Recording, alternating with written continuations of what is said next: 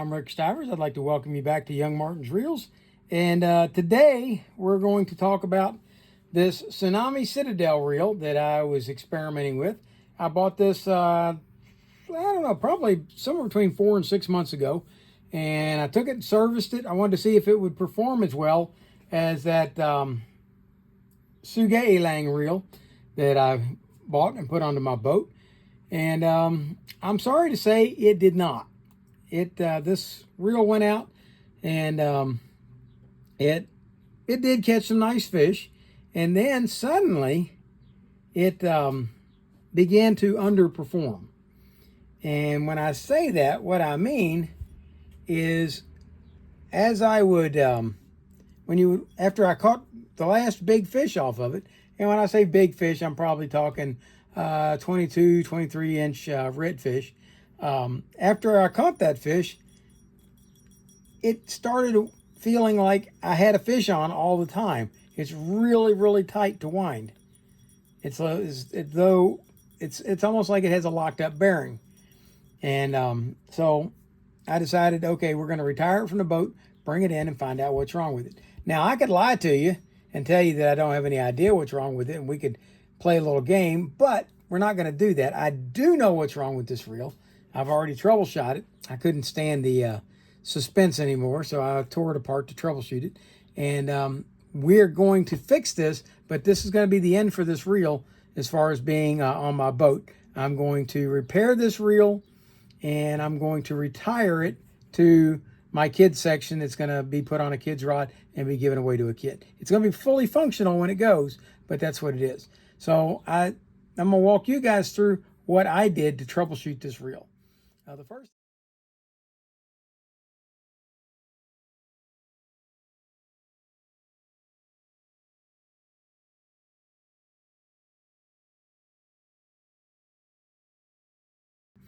the first thing I wanted to do was find out if there somehow the spool was causing this problem.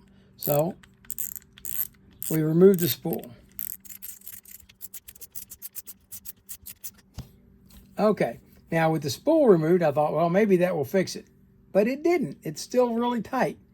So I said, well, I guess maybe we've got something under the rotor. So it was time to remove the rotor and see if we could find anything underneath there that could be causing this binding.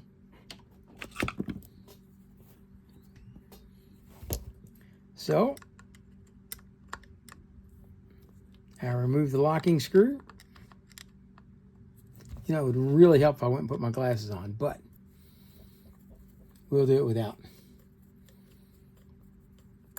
Okay. And a 10mm wrench. And this is a reverse threaded net. And I did take this reel all apart and serviced it before I sent it out to make sure that, you know, I shouldn't have any bearing failures or anything else. So I was really surprised when this reel failed until I found out why it failed. Okay, now we'll take off the rotor. And look, okay, nothing there. And now we got a good look inside right here. And we can see this bearing. And what I wanted to see is on this main bearing, whether or not when you wound the handle, if the bearing was turning, if the outside race of it was having to turn inside the case. And if you look, it's not doing that.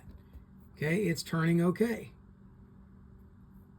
So I was like, okay, well, maybe the problem is somewhere else. Maybe it's down here in one of the bearings in the body.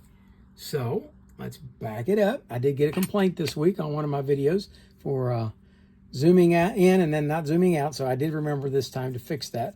Okay, let's go ahead and we'll remove the handle.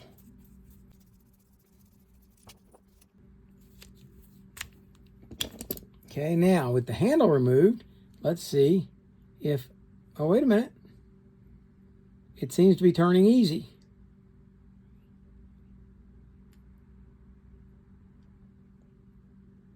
Okay, let's slip the handle in a little bit.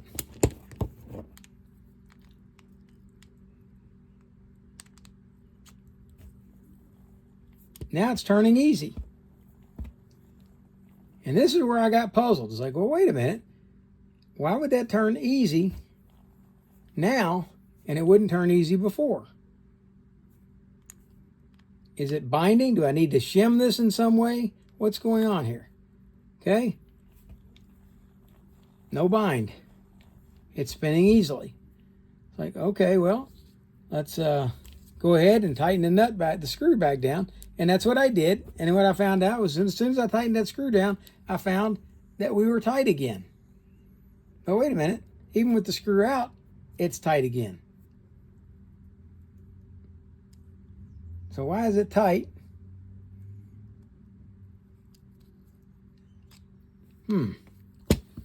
Okay. This is where I found the problem. If you look in the end of the handle right here, see this part right here? That part is broken in 1, 2, 3, 4 places. Okay, so what's happening as the screw knob was tightened down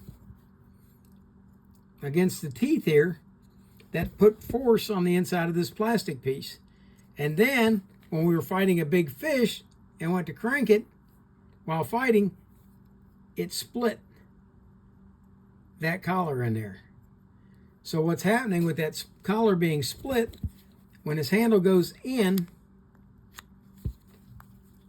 and forces up inside there, the body, now it tightens it up. It doesn't want to turn. Okay? It will turn, but it doesn't want to turn. Okay? Pull it back out, pull that piece out, and hey, now it turns freely. Okay? So what do you do to fix this? Well, obviously, I'm sure the manufacturer is not going to send me another handle, and that's why I'm going to call this reel a fail and walk away from it. What I did find is that I have a quantum, a quantum reel handle sitting around that has the same size. Now, when you're trying to match something like this up, there's several things you have to match up. Okay, you have to match up the size of this shaft, the fact that it's 6-sided versus 4-sided. Some of them are square. Okay, and you've got to get this to go in and be able to tighten down without over tightening. Okay, so what I found this one fits. We can slide it in like so.